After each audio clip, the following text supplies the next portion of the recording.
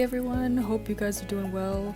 Today I have something pretty special that I wanted to share. I recently got some ink on my fingers and I didn't know they were there, and I smudged it on my Hobonichi 5-year beautiful nude cover, and I was so sad because I didn't know it happened 2 days ago, and it was probably when I was journaling during the night and I couldn't see because my light was sort of dimly lit, so I smudged it on front of my cover, and then when I woke up in the morning I realized there were these Yamobudo marks, and I didn't really allow myself to freak out, but I was quickly thinking, well, what should I do? Should I just keep it like that, or should I try to draw over it, which is a bigger, sort of adventure than I'm willing to do, but I couldn't help it because I wanted to make it better and I had a great idea, so I jumped on it. So what you're seeing here is me taking a sheet of tracing paper and using a pencil to just sort of sketch out the outlines of how where I want the paint to go. So it's easier to do this on the tracing paper, so you don't have to do that dirty work on the actual leather, which might ruin the leather if you're erasing and drawing and erasing over again. So that's what you're seeing here, and I just wanted to do a outline the shape of the cover and also the characters because I wanted to make sure that I realign it up. You'll see later in the process where I actually transfer the graphite onto the leather. So basically I just wanted a design that can easily conceal the ink markings, and I wanted it to be throughout the front and back cover, so it doesn't look like the fix is just in one spot. So I just chose a really simple design, which is just some birds flying across the sky. I chose a very light color, which is going to be white, the birds, to go with the neutral tone of the leather.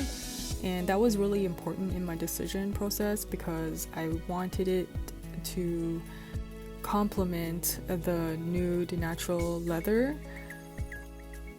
So after I finished sketching my design, I'm taking a second piece of tracing paper and I'm going to go over it and just add some graphite, a layer of graphite over it so that it can be used as a transfer paper for my actual sketch.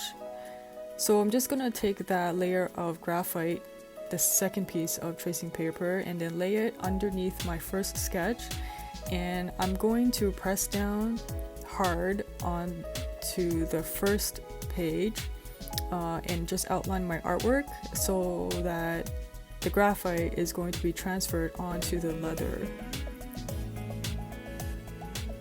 So the reason why we want to do this, and I prefer to do this, is so that I'm not erasing the leather if I make a mistake. So as you can see, there are really light graphite outlines, and that's just enough for me to know where my paint goes and to go over those graphite with the paint. And I'm just using some acrylic paints that I have lying around. Any acrylic paint will actually do the job. If you can find actual leather paint, then it will be more durable. So if you can find the leather paints, then they'll be better. But I would say that if you're doing such a simple job like this, just covering the splotch, then the regular acrylic paints will do. So here I am just taking a very thin, I'm just using these watercolor brushes that I have, and I'm just going over it with some white paint. And I made sure not to use like a large dab of paint, and instead just layer it a thin layer at a time so that I don't end up with a huge chunk of paint that's easy to chip off.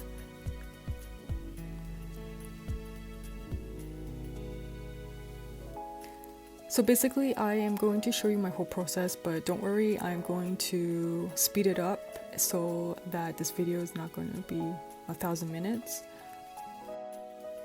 So it's pretty straightforward. From here I'm just applying the paint.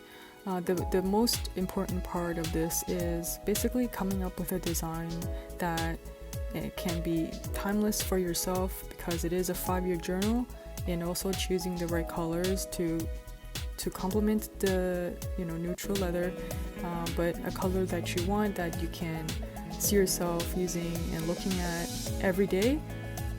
So for me that was definitely a challenge, because I get sick of colors and images very easily. I need to constantly change it up. So that's why all my journaling supplies are mostly in the neutral colors, because if it's not, I find it irritating after a while. So that's my own problem. So just pick anything that you love, that you drive with, and go from there. I hope this video inspires you to embrace the stain.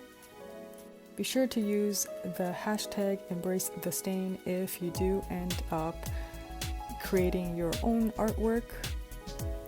A quick shout out to my Instagram buddies. It's an amazing community and I love sharing ideas and getting ideas from all of you. If you guys have any questions, leave them down below and I will be sure to answer them. Thank you so much for watching. Click subscribe, like this video if you enjoyed it, and I will see you guys next time.